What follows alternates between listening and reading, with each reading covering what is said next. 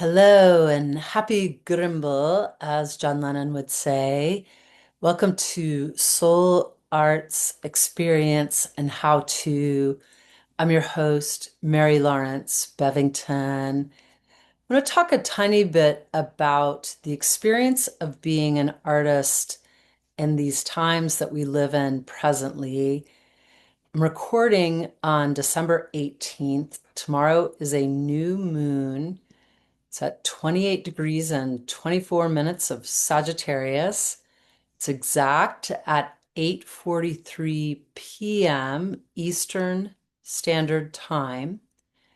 And then on the 21st, we have the solstice. The sun will move from Sagittarius to Capricorn at 10:03 a.m. Eastern Standard Time. And a new season will begin. We'll go from mutable fire to cardinal earth in that moment. So clearly changes afoot in the solar system. And on Earth, there's a lot happening. What I perceive somewhat as bully energy, secretive energy that's rising to the surface. As pure coincidence, I was in Providence, Rhode Island, nearby a school shooting at Brown University this past Saturday, the 13th of December.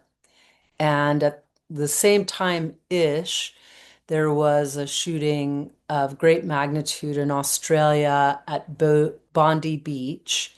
And that's rare because Australia has strict gun laws, very much unlike the United States. And there was also a tragic domestic violence incident in which a son killed both of his parents, and they happened to also be famous. It was Rob and Michelle Reiner, allegedly murdered by their son Nick. So lots of dark news penetrating the airwaves. And one of the reasons I perceive bully energy is in part because so much comes down, but also radiates out from the top. And I'm in the United States, and I know as an artist, I'm personally feeling a mixture of resistance to my creativity and also inspiration. And part of it is because we have essentially a leader of our country, I'm speaking of President Trump, who does things that are outlandish persistently on a daily basis. He gave a speech just last night, the 17th of December, in which he berated all manner of things and then also said things that were absolutely false and provably false, such as the economy was terrible when he came into office and is now the greatest on earth. Very, very easy to analyze that. And I want to say a fifth grader could do it. And yeah, a fifth grader with a pretty good brain could figure that out. And the bullying energy is a tough one. So, in the artist experience, a lot of times that can look like invalidation.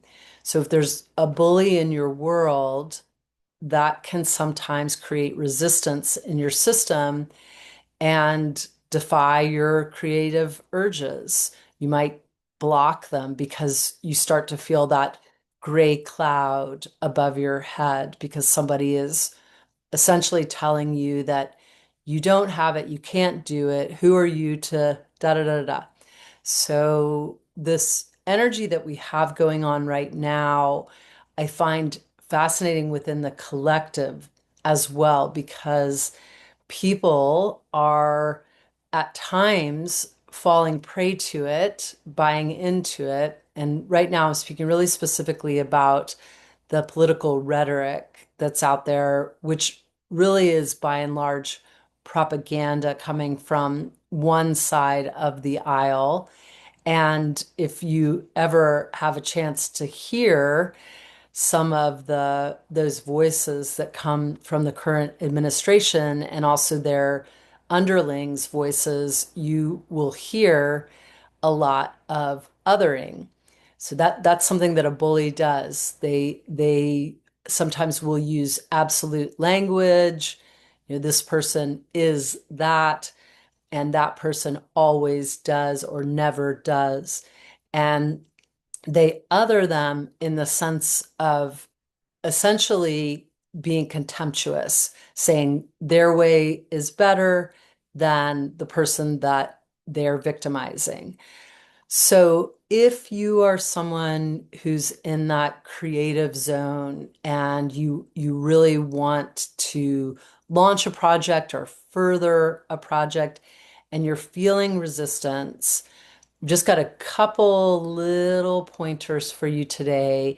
So one is to read the book The War of Art by Stephen Pressfield. Easy read. You can do it in a day and then keep it forever as a little reference book because you can go back to it and cheer yourself up. And the other part is to tap into this energy of the new moon, especially as it moves into a whole new season. So we've got a quarter phase change with the new moon at that exact instance of the new moon. I think I said it already, but that 8:43 p.m. Eastern Standard Time, December 19th, the degree point, I think I'm repeating myself on this too, is 28 degrees and 24 minutes of Sagittarius. Sun and moon are both in that mutable fire. It's a wonderful philosophical, creative energy, Sagittarius. You can set your sights to launch your project or further your project if you've already started. And this could be done by ritual. I do all kinds of stuff like that. I'll write something down on a piece of paper. I have a tiny little chimeria and I'll burn it. I'll also sometimes just create something that I feel embodies that project. So I'm writing a novel on an Arthurian legend right now, sort of reimagining an Arthurian legend. And I have a crystal that makes me think of it. So I keep that in view. So just a couple ways to get those fires stoked. And then interestingly enough, as we veer into the solstice or perhaps speed into the solstice after the new moon will be on the third day of the lunar month, right as we're shifting into a new season. So the moon will be visible again.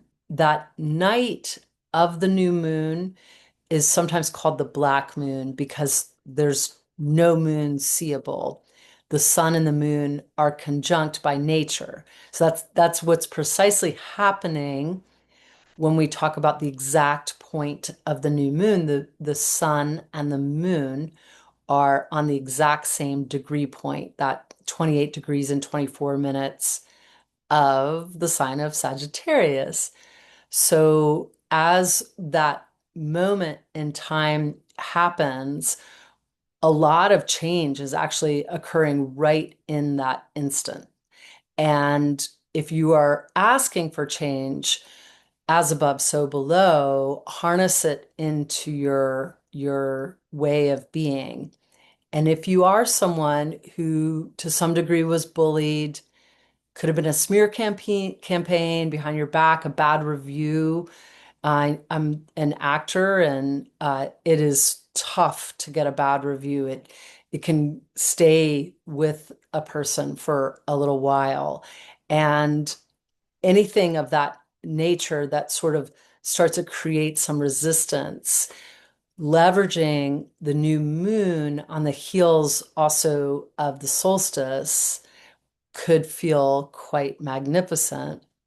Another really fun thing, this will be the third and final, is that 12th night begins on the solstice. So that's the first of the 12 days leading towards this time of moving into the light. Now, there are traditions that say Christmas is the first of the 12 nights. I personally subscribe to it as the solstice, but I also like to think of it too as Christmas.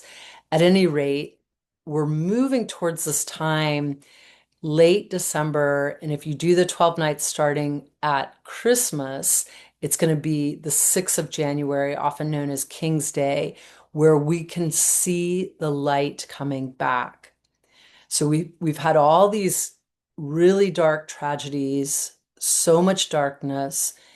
It's in our system, these sensations, seeing it in the news. I know I saw a headline also about a professor at MIT who was tragically killed, and I had this instant knowing that it was related to Brown University. And I just read about an hour ago that the police officers believe that there is a possible connection there. And it's just that sensation, that inner knowing, our crown chakra, the energy center that's hovering just above our head, is where we have something called knowingness. In French, they would call it claircognizance, which is clear knowing. So cognitively, you just have a sense of something's going on, and it's based on faith and unseen. Perhaps there's a little bit of seen evidence, but the unseen evidence is still viable when you have knowingness. And we've got that moving forward. And this dark is actually helping us see the light. So even though the light with the new moon is essentially just the stars and the planets, because we can't at nighttime see the luminaries, the sun and the moon. They're really our brightest lights. We can't really see them. Luckily, right now we can see some big bright planets, and you might even be able to see the interstellar object 3I Atlas as it gets closest to the Earth. Tomorrow, again, all these things are coming together, the 19th of December. So while right now the light is hitting in an interesting way in the northern hemisphere, oppositionally in the southern hemisphere, they're getting all kinds of light because they're moving into the summer solstice. Their change of season is into the summer. In ours, it's in the northern hemisphere, it's into the winter. We still have this promise of light. So that third day of the lunar month, which coincides with the solstice, at sunset, look at the western horizon, and hopefully there's a clear enough sky to see a waxing crescent. And that's the vibe of a new beginning. So, to recap, I'll suffice it to say that this is a fantastic time to let go of what's in the way, release resistance, and start something new. And if you are feeling a block around your creativity, do what you need to do. Maybe it's a ritual, maybe it's something very simple like getting still, breathing. I recommend in and out of your nose as much as you can, only because that will bring your parasympathetic nervous system online rather than your sympathetic nervous system online.